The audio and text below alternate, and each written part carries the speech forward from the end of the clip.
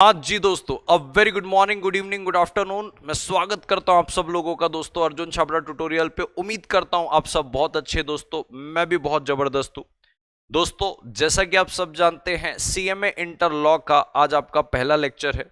मैं उम्मीद कर रहा हूं ऑडियो वीडियो सारी चीजें क्लियर है और मैं चाहता हूं आज की क्लास पे मैं जितनी बातें बता रहा हूं दोस्तों, ये बहुत बहुत बहुत बहुत ज्यादा इंपॉर्टेंट है। ये एक प्रकार का आपका मेंटरशिप सेशन है जिसपे आपके CMA inter law business laws and ethics जो आपका चैप्टर का नाम है, इसके बारे से मैं आपको बताऊंगा कि ये 100 मार्क्स कितने हिस्सों पे डिवाइडेड है। साथ साथ में आपका पेपर पैटर्न कैसा आता है मैं आपको ये बता के लूंगा। साथ साथ में मैं आपको ये बताऊंगा कि इन सारे चैप्टर्स में से कौन कौन से ऐसे चैप्टर हैं जो आपको पहले करके जाने चाहिए, यानी कि इसको पहले तैयार करना चाहिए ताकि आपकी एग्जाम की तैयारी बहुत जबरदस्त रहे। एंड दोस्तों एक स्ट्रेटेजी बता के दूंगा कि कैसे आपको सीएमए इंटर लॉ की एग्जाम पे आगे अपीयर होना चाहिए, कैसे उसकी तैयारी करनी चाहिए एंड सो ऑन। क्या आप मेरे साथ हैं दोस्तों? अगर हाँ तो फटाफट लिख दीजिए यस सर, हम आपके साथ हैं। एंड लेट अस बिगिन दोस्तों। मैं आपको सबसे पहले आपके सब्जेक्ट के बारे से गाइड करना चाहता हूं। लिखिएगा दोस्तों फटाफट। आपके पेपर का नाम है सीएमए इंटरमीडिएट का, सीएमए इंटरमीडिएट का, सीएमए इंटरमीडिएट का। आप मेरे साथ साथ लिखेंगे दोस्तों CMA intermediate paper number 5, paper number 5, paper number 5 that is business laws and ethics, business laws and ethics, जिसके आप लाइव बैच में हैं दोस्तों, जिसके आप लाइव बैच में हैं। मैं बताना चाहता हूं दोस्तों, जैसे कि मैंने आपको बताया कि जब तक आपका रिजल्ट नहीं आता है तब तक आप इन क्लासेस को कर सकते हैं। जैसे ही आप क्लियर हुए आप इस प्राइवेट बैच पे इनरोल हो जाएंगे, यानी कि रिजल्ट के बाद हम इसको प्राइवेट बैच पे ले जाएंगे और जब तक रिजल्ट नहीं आता है तब तक हम यूट्यूब पे इसकी क्लासेस चला के ले रहे हैं दोस्तों। सबसे पहले मैं आपको बताना चाहता हूं आज की क्लास का पहला एजेंडा, एजेंडा नंबर 1। मैं उम्मीद कर रहा हूं आप मेरे साथ साथ इन सारी चीजों को लिख रहे होंगे। This is agenda number 1। सबसे पहली चीज दोस्तों इस एजेंडा में आपके सब्जेक्ट के बारे से brief, brief, brief about subject, brief about subject. Sir क्या क्या लिखना है बता दीजिएगा। बेटा बिल्कुल जो मैं आपको बता रहा हूं अभी आपको ये सब लिखने का है। पेपर नंबर 5 है दोस्तों ये आपका, ये है आपका पेपर नंबर 5। फटाफट इन सारी चीजों को आप मेरे साथ में लिखेंगे, ठीक दोस्तों। सबसे पहला एजेंडा, सब्जेक्ट का नाम है business laws and ethics, business laws and ethics.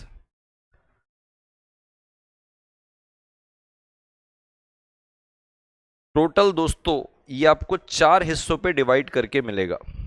Total आपको ये 4 हिस्सों पे डिवाइड करके मिलेगा। एक सेक्शन नंबर ए है, एक सेक्शन नंबर बी है, एक सेक्शन नंबर सी है और एक सेक्शन नंबर डी है। मेरी बात को बिल्कुल ध्यान से सुनिएगा दोस्तों। सेक्शन नंबर ए जो है इसके अंदर आती है कमर्शियल लॉ वाली चीजें, जो आपने कुछ चीजें इसके अंदर की कुछ चीजें फाउंडेशन में भी पढ़ी है। कमर्शियल लॉस ये आपका आता है दोस्तों 30 मार्क्स का। सेक्शन बी में दोस्तों जब मैं आपको लेके चलता हूं, इस पे आता है आपका इंडस्ट्रियल लॉ। ये ऑल टुगेदर नया है, इसका फाउंडेशन से कोई लेना देना नहीं है। ये आपको आता है 15 मार्क्स का। सेक्शन सी दोस्तों जो सबसे इंपॉर्टेंट सेक्शन है आपके इस सब्जेक्ट का, that is corporate law. Corporate law दोस्तों आपको आता है 40 मार्क्स का। फिर हमारे पास आता है section number D. Section number D हमारे पास आता है एथिक्स का, जो सेकंड सबसे इंपॉर्टेंट है, जिसको प्यार से बिजनेस एथिक्स बोला जाता है। Business ethics and emotional intelligence, and emotional intelligence. ये आपको आता है दोस्तों 15 मार्क्स का।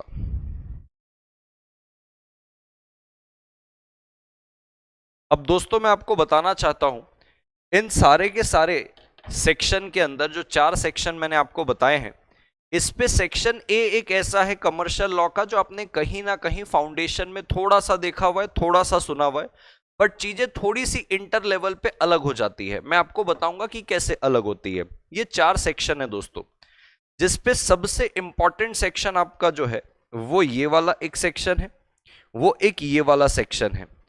ये सबसे इंपॉर्टेंट सेक्शन है। अब सेक्शन ए और सेक्शन बी में भी कुछ कुछ चीजें, कुछ चैप्टर इंपॉर्टेंट आएंगे, वो आपको मैं बताऊंगा, ठीक है।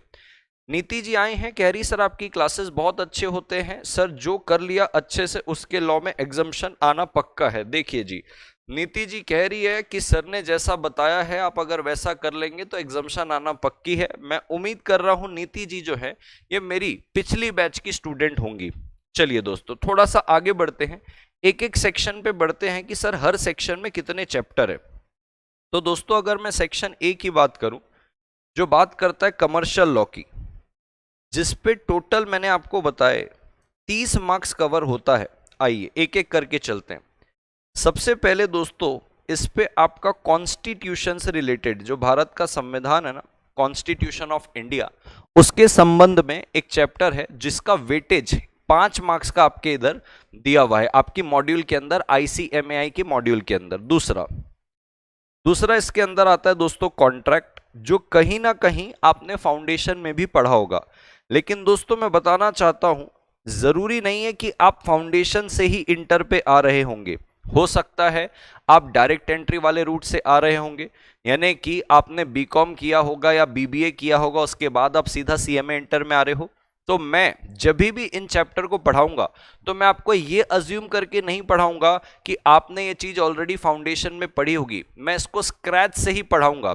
तो इट डजंट मैटर आपने फाउंडेशन में कहीं से क्लास लगाई थी कि नहीं लगाई थी, आपने इसको अच्छे से पढ़ा था कि नहीं पढ़ा था, इससे कोई लेना देना नहीं है। जब मैं आपको इसको पढ़ाऊंगा तो मैं आपको स्क्रैच से ही इसको पढ़ा के लूंगा।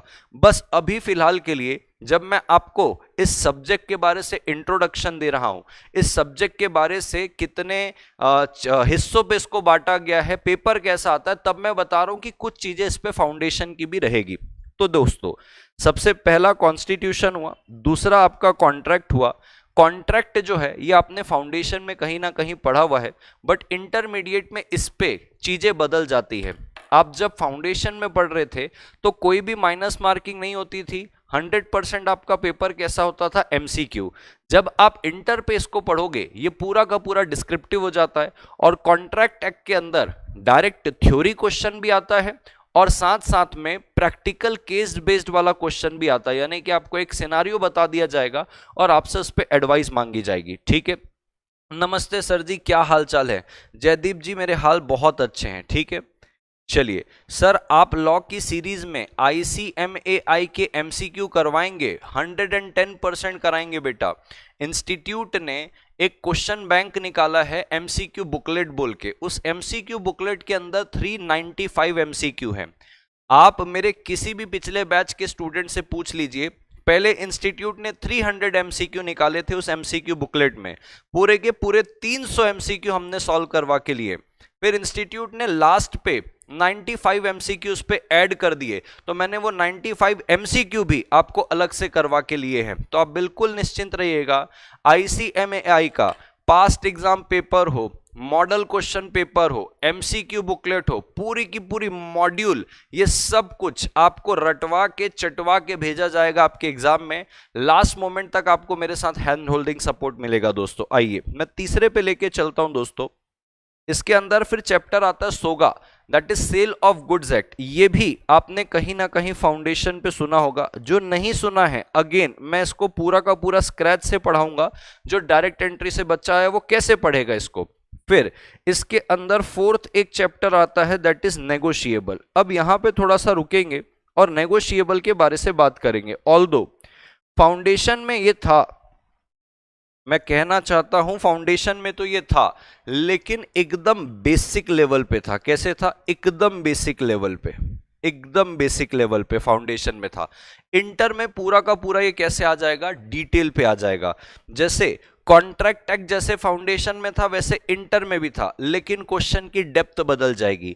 सेल ऑफ गुड्स एक्ट जैसे फाउंडेशन में था वैसे इंटर में भी है, लेकिन क्वेश्चन की डेप्थ बदल जाएगी। लेकिन नेगोशिएबल जो फाउंडेशन में था एकदम बेसिक, मैं कहता हूं 10% होगा जितना नेगोशिएबल इंस्ट्रूमेंट एक्ट 1881 आपके इंटर में है ना, उसका 10% सिर्फ फाउंडेशन पे है।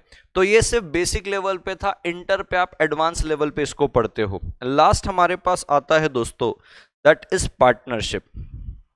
अब ये जो पार्टनरशिप है, और एक इस पे और आएगा एलएलपी। ये जो लास्ट के 2 चैप्टर है ये आपके फाउंडेशन पे नहीं थे, ये ऑल टुगेदर आप न्यू पढ़ेंगे। तो अगर देखने जाएं तो सर ये आपने फाउंडेशन में इतने अच्छे से नहीं पढ़ा जो इंटर लेवल पे है, ना तो ये आपने पढ़ा है ना तो ये आपने पढ़ा है, ये आपके इंटर पे ऑल टुगेदर न्यू रहेंगे। और ये पूरे के पूरे 6 चैप्टर आपको 30 मार्क्स देते हैं दोस्तों। अब इस पे भी अगर मैं सबसे इंपॉर्टेंट चैप्टर की बात करूं कि सर इन 6 के 6 चैप्टर में सबसे इंपॉर्टेंट चैप्टर कौन सा है जिसको सर मतलब ना धरती फट जाए आसमान फट जाए सर छोड़ के जाना ही नहीं है, तो नहीं तो अपने को तकलीफ आएगी, वो है contract act. Very very important. क्यों सर, कितने मार्क्स का ये आता है? आपको अगर मैं बताऊं ये कितने मार्क्स का आता है तो आप परेशान हो जाएंगे। अकेला अकेला कॉन्ट्रैक्ट एक्ट, गैस करेंगे आप? गैस करेंगे कि अकेला कॉन्ट्रैक्ट एक्ट आपको कितने मार्क्स का आता होगा? थोड़ा सा गैस करेंगे, अकेला कॉन्ट्रैक्ट एक्ट आपको कितने मार्क्स का आता है? मैं सिर्फ आपको गैस करने के लिए बोल रहा हूं। अकेला कॉन्ट्रैक्ट एक्ट दोस्तों, ये अकेला कॉन्ट्रैक्ट एक्ट मिनिमम 21 मार्क्स से लेके 24 मार्क्स का आता है। मिनिमम बोल रहा हूं मैं, मिनिमम। अकेला कॉन्ट्रैक्ट एक्ट 21 से 24 मार्क्स का आता है आपको इंटरमीडिएट के अंदर। ठीक है सर, ये हुआ सेक्शन ए वाला पार्ट। सर चैप्टर का नाम क्या है? चैप्टर का नाम है कॉन्ट्रैक्ट एक्ट, जो बहुत ज्यादा इंपॉर्टेंट है। हमारे सब्जेक्ट का नाम है बिजनेस लॉज एंड एथिक्स, जो पेपर नंबर 5 है आपके सीएमए इंटर का। ठीक है सर, इसके बाद सर थोड़ा सा आगे बढ़ते हैं, मैं आपको लेके चलता हूं कहां पे दोस्तों? सेक्शन नंबर बी की ओर। क्या आप लोग मेरे साथ हैं?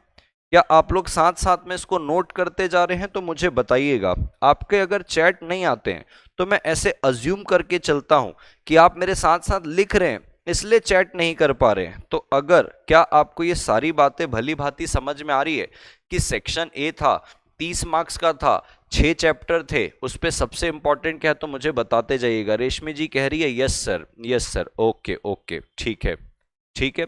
नीति जी वापस से रिप्लाई की है, कहती है सर लॉ बिल्कुल समझ नहीं आता था, लेकिन सिर्फ आपकी वजह से इतना अच्छा लगने लग गया पढ़ने में। थैंक यू सर, आपको शुक्रिया नीति जी, शुक्रिया। चलिए जीवन पे आगे बढ़ते हैं।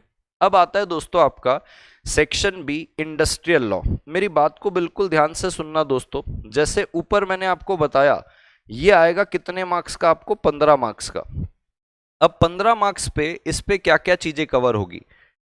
सबसे पहले दोस्तों इसके अंदर आता है फैक्ट्रीज एक्ट।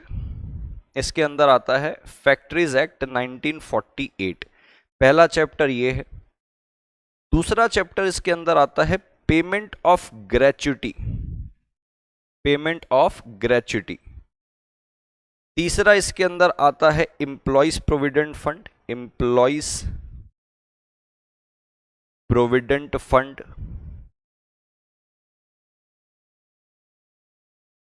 चौथा इसके अंदर आता है employees insurance, employees insurance act. ये सारे के सारे दोस्तों एक्ट है, एम्प्लॉइज प्रोविडेंट फंड भी है, पेमेंट ऑफ ग्रेच्युटी एक्ट भी है। अब लास्ट इसके अंदर आता है the code on wages, the code on wages. अब दोस्तों ये जो आप चैप्टर देख रहे हो, आपको 5 चैप्टर पढ़ने हैं और 5 चैप्टर पढ़ के इंस्टीट्यूट की तरफ से आपको इसका वेटेज मिलता है 15 मार्क्स का। कभी 17 मार्क्स का आता है, कभी 15 मार्क्स का आता है, कभी 14 मार्क्स का आता है। इस प्रकार से चीजें चलती रहती है, 2-4 मार्क्स ऊपर नीचे होते रहते हैं, बराबर। मैं इनको क्या बोलता हूं पता है क्या? ये वाले जितने भी चैप्टर है इनको मैं बोलता हूं ये high input and low output वाले चैप्टर है। High input and low output वाले चैप्टर। सर क्या मतलब? हाई इनपुट है सर और लो आउटपुट है, इसका मतलब क्या होता है? मेहनत ज्यादा मार्क्स कम बोलते हैं इसको। मेहनत ज्यादा लगेगी और मार्क्स इस पे कम आएंगे। तो सर क्या छोड़ के चले जाएं इसको, क्योंकि इसमें इतनी सारी मेहनत है, मार्क्स तो कम आते हैं, तो छोड़ देते हैं इसको? नहीं भाई साहब, इसी के लिए तो स्ट्रेटेजी बनानी है, इसी के लिए तो मैं आपको स्टेप बाय स्टेप सारी चीजें समझाते हुए जा रहा हूं कि कहां पे क्या चीजें इंपॉर्टेंट है, कैसे पढ़ना है, क्या आपकी स्ट्रेटेजी रहेगी। इसीलिए तो इसको मेंटरशिप सेशन बोला जा रहा है। पहले अपने सब्जेक्ट को समझो तो सही, उस पे कितने चैप्टर हैं, कितने सेक्शन हैं, कौन सा इंपॉर्टेंट है, पेपर पैटर्न कैसा आता है, ये पहले डे 1 पे ये रूट तो क्लियर कर लो, उसके बाद आगे बढ़ेंगे। तो मैं एक एक करके चलूंगा, ये 5 चैप्टर है, लास्ट पे पूरा कंक्लूजन बताऊंगा। तो ये हो गया भाई साहब आपका कौन सा 15 मार्क्स का 5 चैप्टर वाले। ठीक है सर, मैं आगे चलता हूं, मैं लेके चलता हूं आपको सेक्शन सी की ओर। सर सेक्शन सी हमारा कौन सा है? सेक्शन सी हमारा है कॉर्पोरेट लॉ। सेक्शन सी हमारा है कॉर्पोरेट लॉ, जो कि सबसे ज्यादा इंपॉर्टेंट है। अगर आप देखेंगे तो ये कितने मार्क्स का आता है? 40 मार्क्स का आता है। अब इस 40 मार्क्स में कॉर्पोरेट लॉ कहां से शुरू होगा? 12 से शुरू होगा, क्योंकि 11 तक क्या चला? Industrial law. अब कॉर्पोरेट लॉ के अंदर भी 6 पार्ट्स हैं, 12.1, 12.2 एंड सो ऑन। बात को बिल्कुल ध्यान से सुनिएगा। सबसे पहले इसके अंदर आता है 12.1। इस 12.1 के अंदर आपके कंपनीज एक्ट का, आई रिपीट, आपके कंपनीज एक्ट 2013, कंपनीज एक्ट 2013 के 7 चैप्टर कवर होते हैं, चैप्टर नंबर 1 से लेके चैप्टर नंबर 7। कंपनीज एक्ट 2013 के 7 चैप्टर कवर होते हैं 12.1 पे। ठीक है sir. Sir total companies act पे कितने चैप्टर है? बेटा कंपनीज एक्ट में तो बहुत सारे चैप्टर है, बराबर है, लेकिन आपके सिलेबस पे सारे चैप्टर नहीं दिए गए हैं, आपके सिलेबस पे थोड़े से टेलर मेड दिए गए। टेलर मेड यानी कि चूज कर करके दिया हुआ है। आते हैं 12.2 पे। 12.2 जो है इसको बोलते हैं डायरेक्टर्स। अब डायरेक्टर्स भी कंपनीज एक्ट के अंदर बहुत सारा दिया हुआ है, लेकिन आपको पूरा नहीं दिया हुआ है, आपको सिर्फ और सिर्फ सेलेक्टिव दिया हुआ है। सेलेक्टिव, जो चीजें आपके सिलेबस के हिसाब से इंस्टीट्यूट को सही लगी, सिर्फ सेलेक्टिव दिया, पूरा का पूरा डायरेक्टर नहीं दिया है। ठीक है सर, और बड़े सर आगे। फिर 12.3 आता है। 12.3 आधे पेज का एक टॉपिक है, operational and financial controller. Operational and financial controller, मतलब आधे पेज का ये टॉपिक है। ये एक टॉपिक आपको दिया हुआ है, ये 12.3 पे है। 12.4 पे आप जैसे ही चलेंगे, यहां पे आपको गिन के 3 सेक्शन आते हैं। आपको ना बिट्स एंड पीसेस पे दिया है कॉर्पोरेट लॉ। आप एक्चुअल में देखने जाएंगे तो कंपनीज एक्ट बहुत बड़ा है, 470 सेक्शंस उसके अंदर कवर होते हैं। अगर आप बेयर एक्ट देखेंगे तो उस पे से कुछ सेक्शन डिलीट किए हुए हैं, तो 433 सेक्शन के आसपास बचते हैं, बाकी के ओमिट कर दिए गए। तो वो जो 430 या 433 सेक्शन के आसपास है, उस पे से भी उठा उठा के आपको बिट्स एंड पीसेस दिया हुआ है। जैसे स्टार्टिंग के 7 चैप्टर दे दिए, फिर डायरेक्टर का कुछ दे दिया, फिर फलाने का कुछ दे दिया। तो पूरा का पूरा कंपनीज एक्ट आपके सिलेबस पे नहीं डाला है, बिट्स एंड पीसेस के अंदर डाला हुआ है, छोटा छोटा, कि हाँ ये इंपॉर्टेंट है ये डाल दो, ये इंपॉर्टेंट है ये डाल दो, ये इंपॉर्टेंट है ये डाल दो, ऐसे टुकड़ों पे दिया हुआ है। आइए बात को समझिएगा। इस पे टोटल 3 सेक्शन आपको मिलेंगे। एक सेक्शन 134, एक सेक्शन 143, एक सेक्शन 177। 134 दोस्तों बात करता है बोर्ड रिपोर्ट की। ये बात करता है बोर्ड रिपोर्ट की। सर बोर्ड मतलब क्या है? Board of directors. ये बोर्ड रिपोर्ट की बात करता है, ये ऑडिटर रिपोर्ट की बात करता है, और नीचे वाला ऑडिट कमेटी के बारे से बात करता है। ये बिट्स एंड पीसेस पे छोटा छोटा आपको सेक्शन उठा के दिया। मैं 12.5 पे चलता हूं। अगेन एक हिस्सा उठा के आपको दे दिया जाएगा, that is rights of share holders. Rights of share holder, ठीक है सर। फिर आता है 12.6 जो बात करता है की मैनेजेरियल पर्सोनल। की मैनेजेरियल पर्सोनल, की मैनेजेरियल पर्सनल। ठीक है सर, ये हो गए आपके टोटल 6 टॉपिक पूरे के पूरे कॉर्पोरेट लॉ के बिट्स एंड पीसेस पे इसको बांटा हुआ है। अब सर इसका बताइए इसका क्या सीन है। आइए मैं एक एक करके आपके दिमाग में सारे जो है ना तार क्लियर कर देता हूं, बात को सुनिएगा। ये वाला जो है दोस्तों 12.1 वाला, ये पूरे चैप्टर 1 से लेके 7, ये भी वही वाला है, हाई इनपुट लो आउटपुट वाला, यानी कि मेहनत बहुत लगेगी इस पे, हाई इनपुट देना पड़ेगा, high input and low output, मेहनत ज्यादा है मार्क्स कम है, ये वो वाला पार्ट है। अब उसके अलावा दोस्तों ये अगर मैं छोड़ दूं तो पीछे का जितना पोर्शन है 12.2 से लेके 12.6, इसको मैं क्या बोलता हूं पता है, पूरा का पूरा 12.1 से लेके 12.2 से लेके 1 तो कवर हो गया, 12.2 से लेके 12.6 ये वाला जो पोर्शन है, क्योंकि 1 वाला तो भाई 7 चैप्टर पढ़ने उसके अंदर, और कितने मार्क्स का आता है मैं अभी आपको आगे बताऊंगा, लेकिन 12.2 से लेके 12.6 पे आपको बहुत ज्यादा नहीं पढ़ना है, बिट्स एंड पीसेस पे। ये देखो ये सिर्फ एक ही टॉपिक है, ये सिंगल टॉपिक है इसके अंदर और कुछ भी नहीं है, ये सिंगल टॉपिक है 12.5 पे, ये सिंगल टॉपिक है 12.6 पे।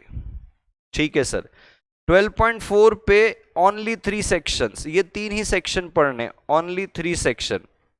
पेजेस में अगर गिना दूं तो आपको ऐसा लगेगा अरे बस सर इतना ही पढ़ना और इस पे इतने मार्क्स मिलते हैं, बिल्कुल, ये तो आधे पेज का टॉपिक है, हाफ पेज का टॉपिक है, हाफ पेज का टॉपिक है ये। फिर आता है अपने पास ये हार्डली डायरेक्टर साहब पढ़ेंगे, हार्डली बोल रहा हूं, हार्डली, हाँ ईमानदारी से अगर इसको बताऊं तो ये 5 पेजेस के अंदर कवर होता है, आपके सिलेबस में जितना दिया हुआ है उतना। तो 12.2 से लेके 12.6 का जो सिलेबस है ये है दोस्तों लो इनपुट वाला। लो इनपुट, लो इनपुट का मतलब क्या है, मेहनत कम लगेगी मार्क्स ज्यादा मिलेंगे, लो इनपुट एंड हाई आउटपुट, थोड़ी सी मेहनत करो मार्क्स भरपूर लेके जाओ, इनपुट कम डालो मार्क्स भरपूर लेके जाओ, ऐसा वाला है। अब मैं आपको लेके चलता हूं लास्ट वाले में, अपने पास आता है सेक्शन नंबर डी। क्या आप लोग मेरे साथ हो दोस्तों, क्या यहां तक की चीजें आप लोग लिख लिए हो? अब मैं आपको लेके चल रहा हूं सेक्शन नंबर डी पे। Section number D, section number D हमको क्या कहता है, ये बात करता है किसकी, एथिक्स की, जो कि 15 मार्क्स का आता है। अब इस पे एक ही टॉपिक है जो अराउंड 20 पेजेस पे रहेगा, और वो 20 पेजेस एक इकलौता टॉपिक आपको 15 मार्क्स देके जाता है, ये आता है 13 पे 20 पेजेस। यस सर लिख लिए हैं, बहुत अच्छी बात है बेटा, ये आएगा 20 पेजेस आपको इस पे पढ़ने हैं और 15 मार्क्स देगा। ये भी वही वाला चैप्टर है, लो इनपुट, मेहनत कम करो, low input and high output. अब दोस्तों मैं आपको, ये तो आपको मैंने section A, section B, section C, section D बता दिया कहां पे कम मेहनत कहां पे ज्यादा, कौन सा क्या इंपॉर्टेंट है, कितना पढ़ना है। अब मैं आपको एक एक करके लेकर चलता हूं पेपर पैटर्न में, और लास्ट पे आपको देखो कंक्लूड करवा के दूंगा कि आप इतना भी पढ़ लिए अगर, तो आपका डिस्टिंक्शन यानी कि 60 प्लस तो आराम से आता है। मैं आपको बस वो बताना चाहता हूं, क्या आप मेरे साथ हो दोस्तों, क्या यहां तक की चीजें आपको समझ में आई? तो अब मैं आपको पेपर पैटर्न की ओर लेके जाना चाहता हूं, जैसे जैसे मैं धीरे धीरे आगे बढ़ते जाऊंगा आपकी सारी चीजें क्लियर हो जाएगी। क्या आप मेरे साथ हो दोस्तों? क्या यहां तक की चीजें आपको समझ में आई है? यहां तक की चीजें समझ में आई? ये सिर्फ मैंने आपको पेपर जो है पेपर नंबर 5, उस पे सिलेबस कैसा आता है, कितने उस पे पार्ट हैं, कितने मार्क्स पे बटा हुआ है, कौन कौन से टॉपिक इंपॉर्टेंट है, कहां पे कितना पढ़ना, ये बताया। अब मैं आपको आगे लेके चलता हूं और आपको पेपर पैटर्न के बारे से बताता हूं। ये हमारा है दोस्तों एजेंडा नंबर 1 जो अपन ने क्लियर कर लिया, ये हो गया agenda number 1, that is brief about subject. आइए एजेंडा 2 पे चलते हैं, थोड़ा सा पेपर पैटर्न समझते हैं। एजेंडा नंबर 2, ये आज का दूसरा एजेंडा है। बात करते हैं किसकी, पेपर पैटर्न की।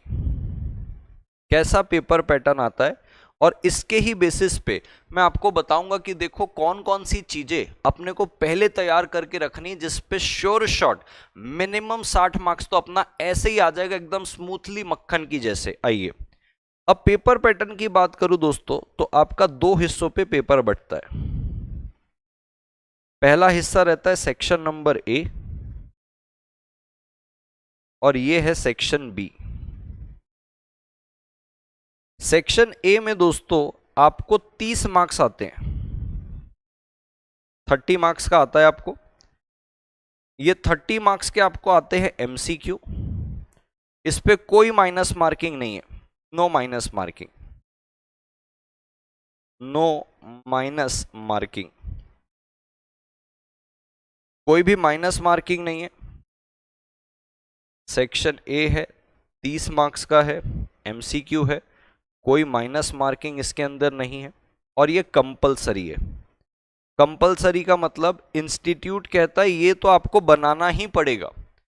बाकी में आपको ऑप्शन दिया जाता है, क्या ऑप्शन दिया जाता है मैं आपको अभी बताता हूं। इंस्टीट्यूट कहता है ये तो आपको बनाना ही पड़ेगा। ये आता है आपको 70 मार्क्स का।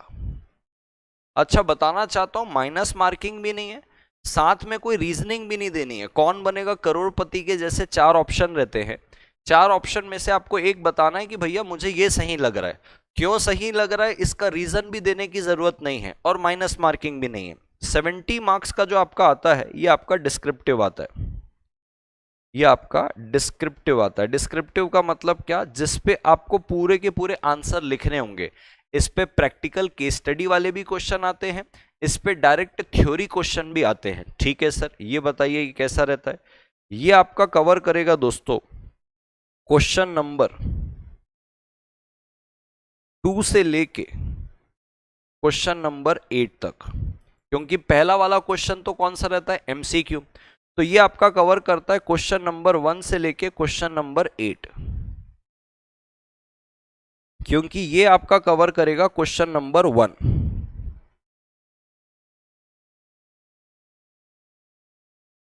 ये क्वेश्चन 1 है, तो क्वेश्चन 2 से लेके क्वेश्चन नंबर 8। अब आप मेरे को एक बात बताएं, क्वेश्चन 2 से लेके 8 जो है, जो सेक्शन बी है, पहला वाला तो कंपलसरी है, 2 3 4 5 6 7 8, आपको 7 क्वेश्चन मिलते हैं। कहां पे, यहां पे, टोटल 7 क्वेश्चन,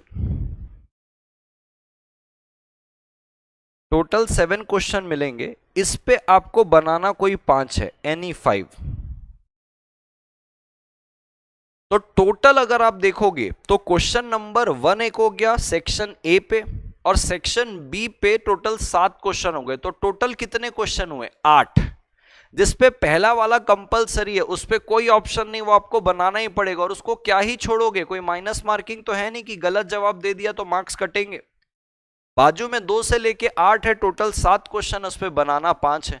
तो टोटल कितने बना रहे हो आप, 6 बना रहे हो। 8 में से 6 बना रहे हो, यानी कि 2 क्वेश्चन आपको ऑप्शन में दिए जाते हैं, और वो 2 ऑप्शन में कौन से रहेंगे, क्वेश्चन नंबर 2 से लेके क्वेश्चन नंबर 8 पे 2 आपको ऑप्शन रहेंगे कि इसको आप छोड़ सकते हो, कोई 5 बना लो उस पे। लेकिन question number 1 compulsory, that is MCQ वाला। क्या यहां तक की चीजें क्लियर है दोस्तों?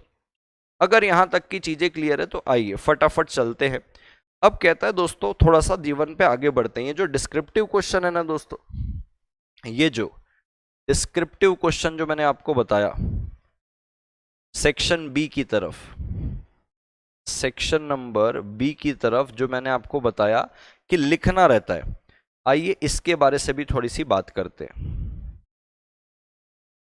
मोटा मोटा आपको मैं इंस्टीट्यूट का पैटर्न बता रहा हूं, हल्का फुल्का इंस्टीट्यूट हर अटेम्प्ट में पेपर पैटर्न चेंज करता है, लेकिन मोटा मोटा जो मैं आपको बता रहा हूं यही पैटर्न चलने वाला है। बात को सुनिएगा। कहता है देखो दोस्तों, इसमें मोटा मोटा तो क्वेश्चन नंबर 2 से लेके क्वेश्चन नंबर 7, ये जो आपका रहता है ये डायरेक्ट क्वेश्चन रहता है। सर डायरेक्ट क्वेश्चन का मतलब क्या, जैसे आपने पढ़ा होगा माइनर के साथ एग्रीमेंट करते हैं तो वॉइड होता है।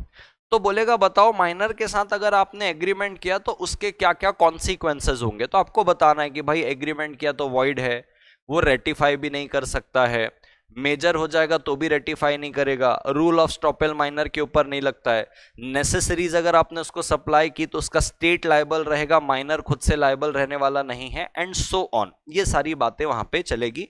इसको हम बोलते हैं डायरेक्ट क्वेश्चन। जो क्वेश्चन नंबर 2 से लेके क्वेश्चन नंबर 7 तक आपके डायरेक्ट क्वेश्चन चलते हैं और 14 मार्क्स ईच होते हैं, 14 मार्क्स ईच होते हैं। ठीक है सर, यहां तक की भी बात समझ में आती है। फिर आते हैं थोड़ा सा इधर, ये आता है क्वेश्चन नंबर 8। क्वेश्चन नंबर 8 जो है ये करता है बात प्रैक्टिकल क्वेश्चन की। सर प्रैक्टिकल क्वेश्चन का मतलब क्या है? जैसे आपको एक क्वेश्चन दे देगा कि बोलेगा भैया माइनर था, 16 साल का था, उसके माँ बाप मर चुके थे, उसके साथ एक बूढ़ी अम्मा रहती थी, पड़ोसियों ने खाना पीना दिया दया खा के, पड़ोसियों ने मेडिकल एक्सपेंस दिया, और साल 1.5 साल तक खाना पीना और ये सारे एक्सपेंस देने के बाद पड़ोसियों ने 7 लाख रुपए का बिल दे दिया कि भैया ये खर्चा हुआ है तुमको खिलाने पिलाने का और तुम्हारे मेडिकल के खर्चे का, ये 7 लाख रुपए बताइए क्या माइनर देने के लिए लायबल है?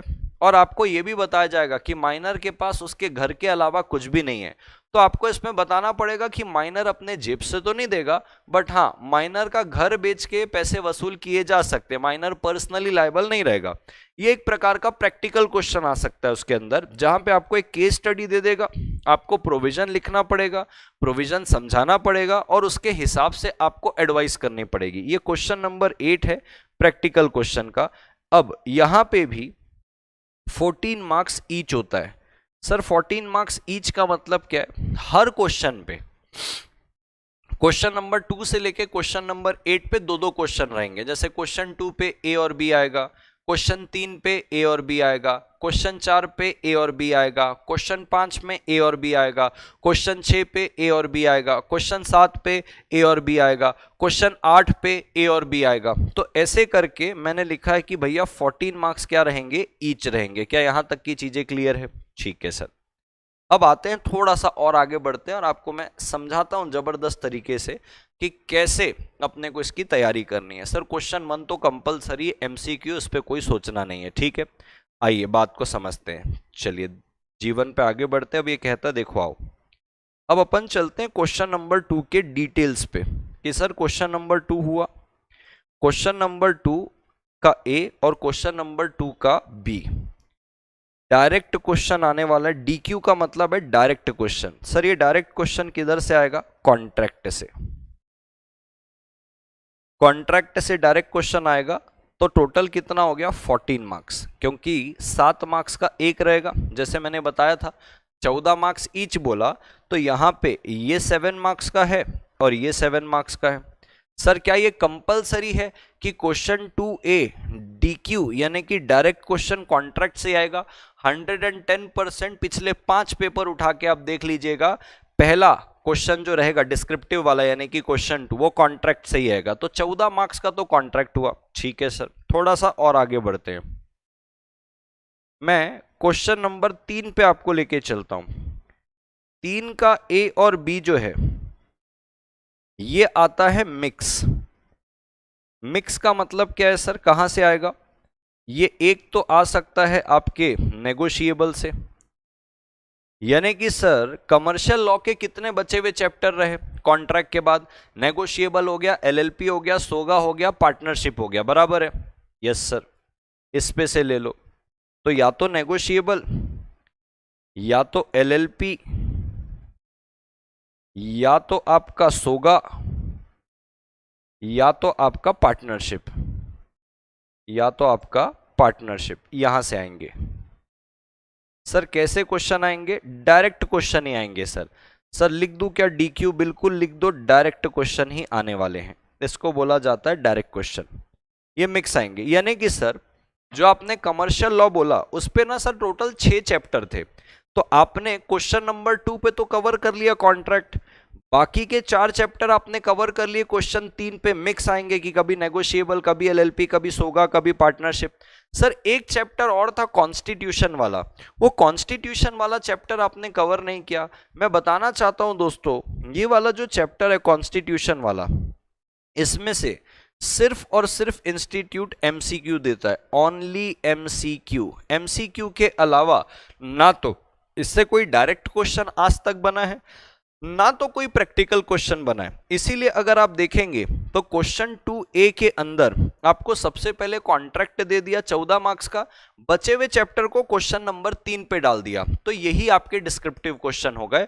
और पहला वाला जो आपका रहेगा कॉन्स्टिट्यूशन वाला, वहां से सिर्फ और सिर्फ आपको क्या दिया जाता है, एमसीक्यू दिया जाता है। ठीक है सर, यहां तक की भी बात क्लियर है। अब मैं आपको लेके चलता हूं दोस्तों क्वेश्चन नंबर 4 पे। क्वेश्चन नंबर 4 का ए और बी, सर ए और बी में इस पे क्या आएगा।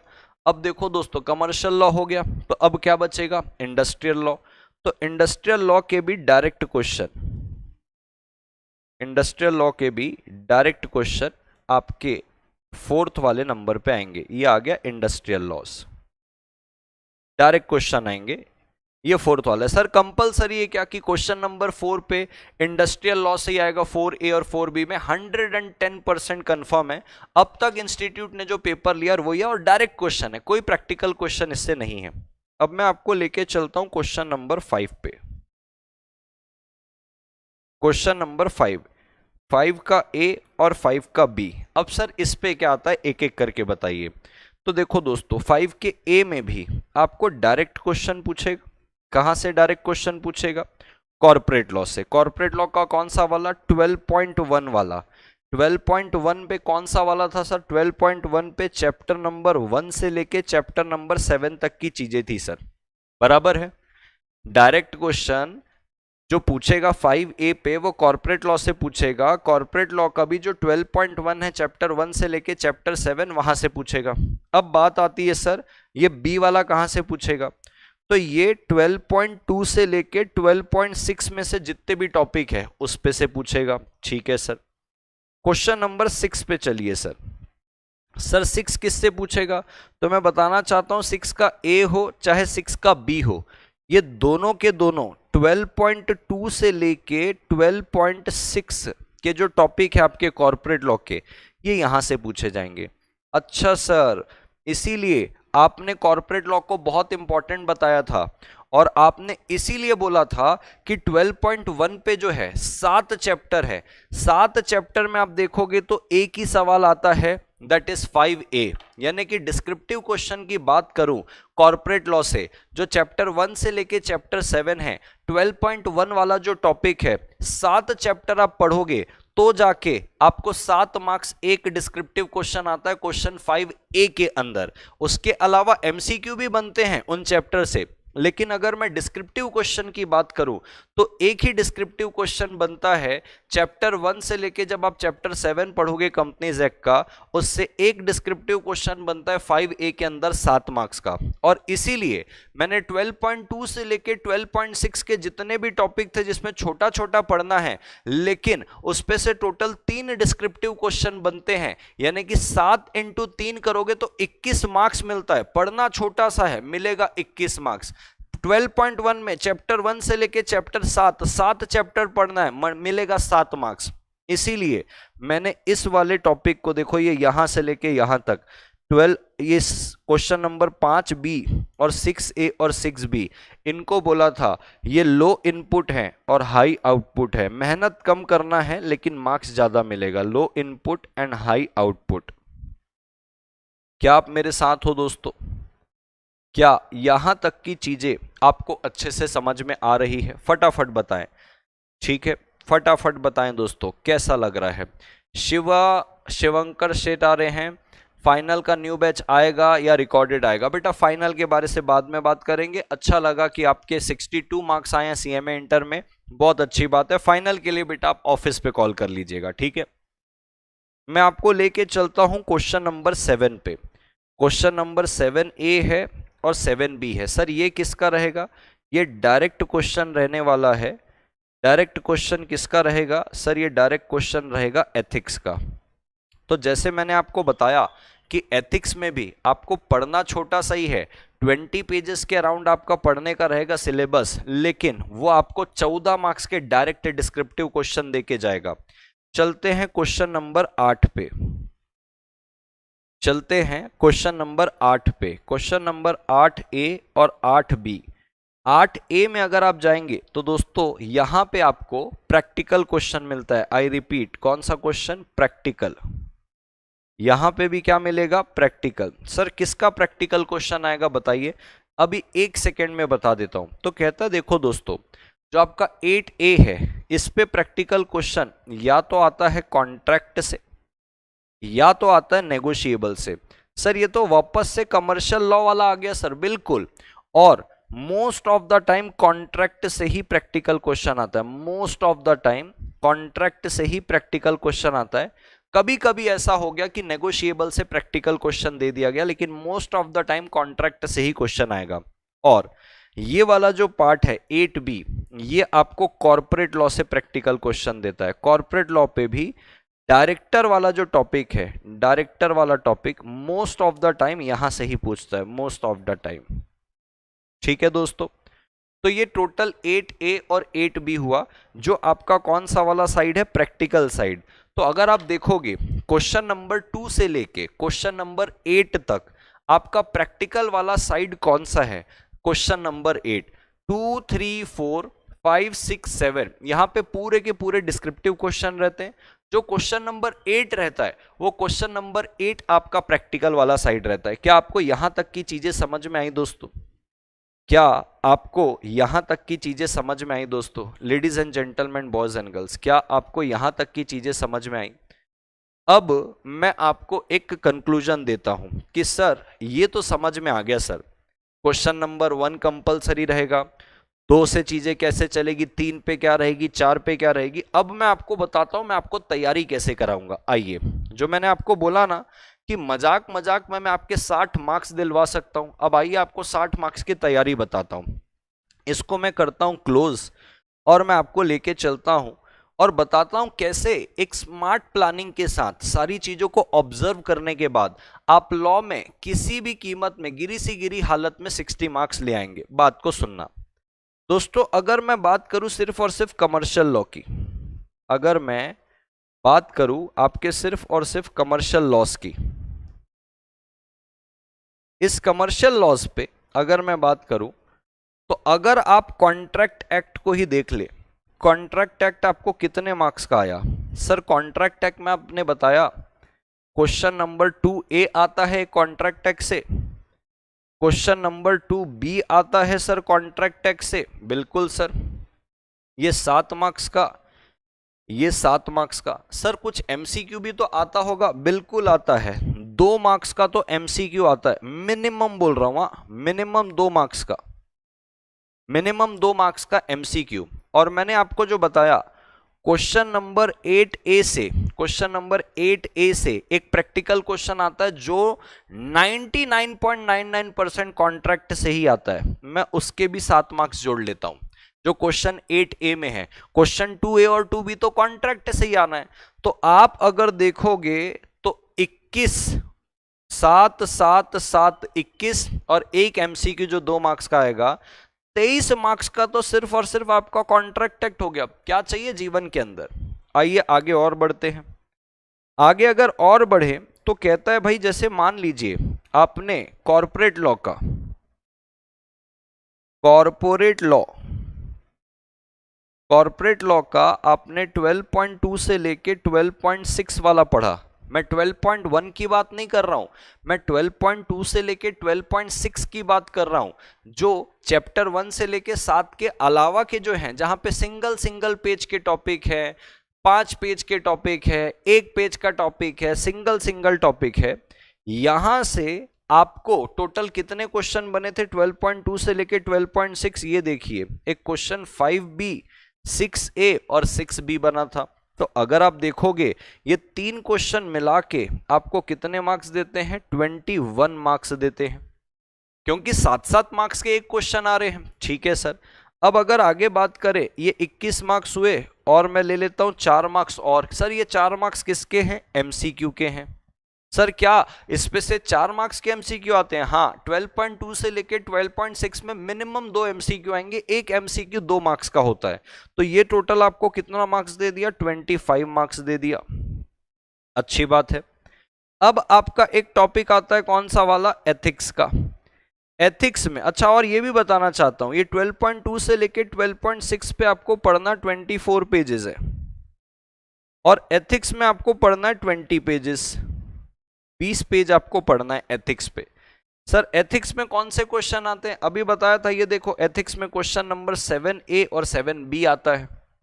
तो अगर आप क्वेश्चन नंबर 7 कर लिए एथिक्स के दम पे, तो ये आपको कितना मार्क्स देगा, 14 मार्क्स। सर क्या इसमें से भी एमसीक्यू आता है, हाँ 2 एमसीक्यू आते मिनिमम, तो टोटल कितने हो गए, 4 मार्क्स हो गए। तो सर ये हो गया अपना कितना, 18 मार्क्स। अब आप मुझे खुद बताइए कितने मार्क्स आपने यहीं से बटोर लिए, सिर्फ ये 3 सेलेक्टेड टॉपिक करके। 23 मार्क्स, 25 मार्क्स प्लस 18 मार्क्स। बताइए आपके हिसाब से ये टोटल कितना आया, आइए थोड़ा सा समझ के लेते हैं। 23 प्लस 25 प्लस 18, 66 मार्क्स तो दोस्तों आपको यहीं मिल गया। ये आ गए आपके 66 मार्क्स। ये मैंने आपको पूरा पेपर पैटर्न, पूरे सिलेबस को तोड़ते हुए ये कंक्लूजन पे लेके आया हूं, और यही पैटर्न चल रहा है, आप इंस्टीट्यूट का निकाल के देख सकते हैं। अब अगर दोस्तों मैं आपको डार्क साइड में नहीं रखना चाहता, आपको लग रहा होगा अरे वाह सर मजा आ गया, ये तो मैं तो ऐसे ही पास हो जाऊंगा, तो मैं यहाँ पे थोड़ा सा डिस्क्लेमर देना चाहता हूँ। क्या डिस्क्लेमर देना चाहता हूँ, मेरी बात को ध्यान से समझना। किसी बच्चे को लग रहा होगा अरे ये 20 पेज पढ़ लिया तो हो गया, यहाँ पे 12.2 से 12.6 में 24 पेज पढ़ लिया हो गया, पूरा कॉन्ट्रैक्ट तक पढ़ लिया हो गया। अब मैं आपको गुमराह नहीं करना चाहता, मैं आपको कोई डार्क साइड में नहीं रखना चाहता, ये तो स्ट्रेटेजी थी भाई, पढ़ना तो पड़ेगा। भले मैंने आपको एक सेलेक्टिव अप्रोच बता दी कि भैया यहां से आप पढ़ लेना, पढ़ना तो आपको पड़ेगा। और ऐसा तो नहीं है कि भाई साहब ये 66 मार्क्स कवर कर रहा है तो आपने इसको पूरा घोट के पी लिया, धर्म बना लिया और पूरा का पूरा इसमें अटेम्प्ट किया, तो क्या इंस्टीट्यूट आपको पूरा का पूरा 66 मार्क्स इसमें दे देगा क्या? आपने पूरा अटेम्प्ट किया, ईमानदारी से लिखा, कहीं ना कहीं मार्क्स तो कटेंगे। तो अगर कोई ये समझ रहा अरे वाह भाई लॉ तो एकदम इजी है, यही 3 टॉपिक पढ़ूंगा बाकी सब छोड़ दूंगा और मैं पास हो जाऊंगा, नहीं भाई साहब ये गलत अप्रोच है। इंस्टीट्यूट आपको पूरे के पूरे मार्क्स नहीं देगा। और एक बात, मैं क्यों आपको गुमराह करूं और क्यों डार्क साइड में रखूं, क्या भरोसा कि इस पे जो सवाल बन रहे वो आपको बनेंगे ही, प्रैक्टिकल क्वेश्चन हो सकता है आप नहीं समझ पाए। तो ये ऐसे टॉपिक है जिसको धरती फट जाए चाहे आसमान फट जाए ये हमको करना ही है अच्छे से, लेकिन बाकी की चीजों को छोड़ना नहीं है, इसको पहले करना है। हमको अटेम्प्ट पूरा का पूरा 100 मार्क्स का करना है, ताकि जहां जहां हमने कुछ कमी की होगी, अगर उसमें मार्क्स कटेगा भी तो बाकी के जो चैप्टर के अपन ने आंसर अटेम्प्ट किए वहां से चीजें कवर हो जाए। तो अगर आप देखोगे रिमेनिंग जो रहेगा, रिमेनिंग कितना, 44 मार्क्स, ये रिमेनिंग 44 मार्क्स आपका किससे बन रहा है, कॉन्स्टिट्यूशन ऑफ इंडिया से, सीओआई से, सोगा से, पार्टनरशिप से, एलएलपी से, नेगोशिएबल से, कंपनीज एक्ट का जो चैप्टर नंबर 1 है वहां से चैप्टर 7 तक, और इंडस्ट्रियल लॉ। यानी कि सर ये जितने भी चैप्टर अब आपने लिखे, ये रिमेनिंग 44 मार्क्स जो हैं, ये पूरा इससे बनते हैं जहां पे अपने को मेहनत ज्यादा करनी है लेकिन मार्क्स कम मिलेगा। लेकिन क्या इसको छोड़ के जा सकते हैं? बिल्कुल छोड़ के नहीं जा सकते। और मैं दोस्तों जब जब आपसे सिलेबस करवाता हूं तो मैं इसी अप्रोच से करवाता हूं कि पहले जो प्राइमरी इंपॉर्टेंस वाले चैप्टर है बच्चों के, पहले वो करवा दिए जाए, ताकि उनके हाथ का 60 से 70 मार्क्स का सिलेबस की तैयारी हो जाए। फिर जो पीछे के चैप्टर है मैं उनको स्मार्टली आपको प्रिपेयर करवा के लेता हूं कि देखो इस पे इतने मार्क्स आते हैं, इसको इस तरीके से पढ़ना है, इसको इस तरीके से पढ़ना है, ताकि आपकी भी मेहनत कम लगे। तो ये पूरा का पूरा स्ट्रक्चर, ये पूरा का पूरा डिजाइन, ये पूरा का पूरा प्लानिंग, ये मेरे दिमाग में रहता है, उस हिसाब से मैं आपको पूरी की पूरी चीजें पढ़ाता हूं। और दोस्तों मैं आपको बताना चाहता हूं, आपके एग्जाम के कुछ टाइम पहले मैं आपको एक प्लानर बना के देता हूं। वो प्लानर क्या होता है ये देखो, आपको मैं बता रहा हूं। ये वो प्लानर होता है दोस्तों, इस प्लानर के अंदर मैं आपको ये सारी चीजें वापस से बताता हूं कि कैसे आपको कौन कौन से चैप्टर को पढ़ना है, कहां से क्या क्या आएगा, कितने कितने मार्क्स का आएगा। ये लास्ट मोमेंट तक आपको हैंड होल्डिंग सपोर्ट मेरे साथ मिलके रखता है। तो आप इतना मान के चलना दोस्तों, जब आप मेरे साथ लॉ का हाथ पकड़ेंगे, मेरे साथ आप ये मान के चलना, अगर आपने मेरे साथ डे 1 से लेके एंड तक जो भी क्लासेस चलेगी अगर आपने साथ में किया है, मैं आपको गारंटी दे रहा हूं पेपर पे लिख के, मेरी बोली हुई चीजें अगर आप मानेंगे, गिरी सी गिरी हालत में आपका 65 मार्क्स तो मैं आपका करवा ही दूंगा। Is that clear to everybody ladies and gentleman, boys and girls?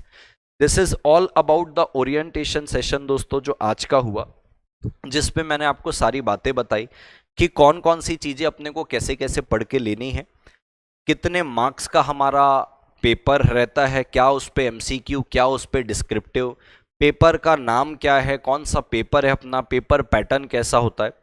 आज के लिए इतना इनफ है दोस्तों। जब नेक्स्ट सेशन अपना होगा, जैसे मैंने आपको बताया था कि हमारी हफ्ते पे 3 दिन की क्लासेस चलेगी, हफ्ते पे 3 दिन की क्लासेस, जब तक रिजल्ट नहीं आता उसके बाद रेगुलर हो जाएगी, जैसे मंडे से सैटरडे क्लास चलती है। तो अभी अपनी अगली क्लास जो होगी वो कल नहीं होगी, वो अपनी अगली क्लास जो होगी वो परसों होगी, बराबर।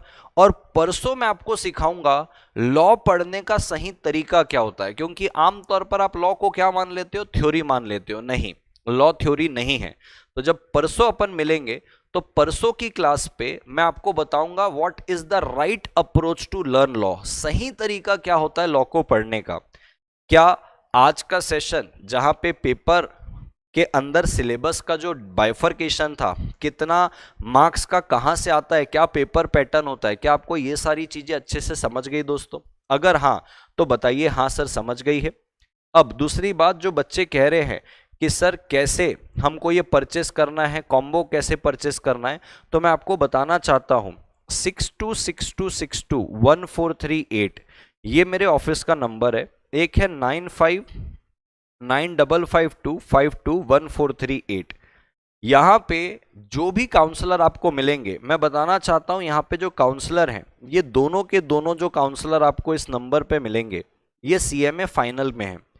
यानी कि ये खुद पहले मेरे से फाउंडेशन पढ़े हैं, ये खुद मेरे से पहले इंटर पढ़े हैं, आज मेरे साथ काम कर रहे हैं। आप इन नंबर पे कॉल करके आपको जो कॉम्बो लेना है, इस बैच के बारे से जानकारी लेनी है, ये आपको सब पता चल जाएगा, बराबर है क्या? ठीक। अब और बात को ध्यान से समझना दोस्तों, मैं आपको बताना चाहता हूं हमारा एक अर्ली बर्ड ऑफर चल रहा है, ठीक है। ये अर्ली बर्ड ऑफर में क्या है दोस्तों, कि अगर आप आज मेरी क्लास लेते हैं तो वैसे क्लास की प्राइस क्या है 6500 है, ये नहीं होगा, आपको 5500 में आज ही क्लास मिल जाएगी अगर आप आज ही इनरोल करते हैं। तो ये स्टार्टिंग के 50 स्टूडेंट्स के लिए है, मेरी जानकारी में 46-47 स्टूडेंट ने इसको ऑलरेडी इनरोल कर लिया है। तो अर्ली बर्ड ऑफर में आपको 1000 रुपीज का क्या मिलता है, ऑफ। अगर कोई बच्चा ऐसा है कि सर मैं तो श्योर नहीं हूं कि मैं पास होऊंगा, आप ना सीट बुक कर लो सिर्फ 699 रुपीज पे करके। तो अब क्या होगा, जब आप पास हो जाओगे तो आपको बचा हुआ से 5300 पे करना रहेगा। सर 5300 क्यों, टोटल 6000 की क्लास हो जाएगी, क्योंकि आप रिजल्ट के बाद पूरे पैसे दे रहे हो, रिजल्ट के पहले पूरे पैसे देते हैं तो 5500 है। लास्ट में वो बच्चा जो सर अभी कुछ भी नहीं करता, ना अर्ली बर्ड करता है ना अपनी सीट बुक करता है, उसको लास्ट पे सीधा 6500 रुपीज की ही क्लास मिलेगी, ये लास्ट पे जो रिजल्ट के बाद है। तो आप ये सारी चीजें, ये सारे ऑफर इन नंबर पे कॉल करके अवेल कर सकते हो। कॉम्बो में मिल जाएगा, ग्रुप 1 का भी कॉम्बो मिल जाएगा, ग्रुप 2 का भी कॉम्बो मिल जाएगा। आप जो फैकल्टी बोलोगे भारत की, उस फैकल्टी के साथ हमारा कॉम्बो मिल जाएगा। Is that clear to everybody? ठीक है, ये डेप्थ पढ़ाते हैं, ठीक है। चलिए जीवन पे आगे बढ़ते दोस्तों, ये सारी फालतू की बातें जो है इनको जाने देते हैं। और आप ना किसी को भी, जो भी आपसे रिसेंट में कोई सीनियर होगा जो मेरे से क्लास लिया होगा, आप उनसे पूछ सकते हो। मैं आपके मॉड्यूल का पूरा क्रॉस रेफरेंस करके चीज़ों को पढ़ाता हूँ। ICMAI की मॉड्यूल है ना, उससे क्रॉस रेफर करते हुए आपकी सारी चीज़ें पढ़ाता हूँ कि देखो ये चीज़ें यहाँ पे कवर है, ये चीज़ें यहाँ पे कवर है। Is that clear to everybody? ठीक है। चलिए सर, मेरा दिसंबर में अटेम्प्ट बहुत खराब गया, इस बार आपसे फर्स्ट टाइम कोर्स लिया हूँ। बिल्कुल बिल्कुल ठीक है, ठीक है। चलिए यहां तक की चीजें क्लियर है दोस्तों? क्या यहाँ तक की सारी बातें क्लियर है? ठीक है, बिल्कुल रेशमी जी, बिल्कुल आप आज ही क्लास परचेस कर लीजिएगा। और इसके अलावा आपको जो भी डाउट है आप इस नंबर पे कॉल करिए, सारी डिटेल आपको मिलेगी 1-on-1। ये जो सीएमए फाइनल के जो लोग बैठे हुए हैं ये आपको काउंसल करके लेंगे और आपकी सारी चीजें क्लियर करके लेंगे। ठीक है, तो क्या मैं आपकी इजाजत से इस क्लास को कंक्लूड कर सकता हूं? अभी हमारी नेक्स्ट क्लास जो होगी वो परसों होगी। परसों मैं आपको बताऊंगा लॉ को पढ़ने का सही तरीका क्या होता है। एकदम जबरदस्त आपकी क्लास चलेगी, मजा आ जाएगा आपको उस क्लास को करके कि वाह सर, कि सर लॉ को कैसे पढ़ना है, ये अप्रोच आपने बता दी। वो परसों होगी, ऑलरेडी क्लास शेड्यूल्ड है परसों की। आप जाएंगे तो मेरे लाइव सेक्शन में आपको लेक्चर नंबर 2 करके दिख जाएगा। ठीक है, चलिए। God level teacher, pure monopoly in law, शुक्रिया शुक्रिया। मेरे दोनों भैया आप ही क्लास लिए हैं सीएमए के लिए और एक सीए के लिए। Thank you so much Reshmi ji, thank you so much, thank you so much. आप सब लोग इतना बढ़ चढ़ के इस लाइव पे पार्टिसिपेट किए, आपको क्लासेस अच्छी लगी। अब दोस्तों मैं आपको परसों मिलूंगा और परसों अपन पढ़ेंगे best approach to learn law. इसके अलावा आपको कोई भी डाउट है कमेंट सेक्शन में लिखे, साथ साथ में आप इस नंबर पे कॉल कर सकते हैं। और अगर आप डायरेक्ट भी इनरोल करना चाहते हैं तो www.arjunchhabra tutorial करके वेबसाइट मिलेगी arjunchhabra.tutorial.com, जो इसी वीडियो के डिस्क्रिप्शन बॉक्स में, वहां से भी आप इन कोर्स के लिए ले सकते हैं। ठीक है, चलिए, थैंक यू सो मच दोस्तों, टेक केयर, बाय बाय।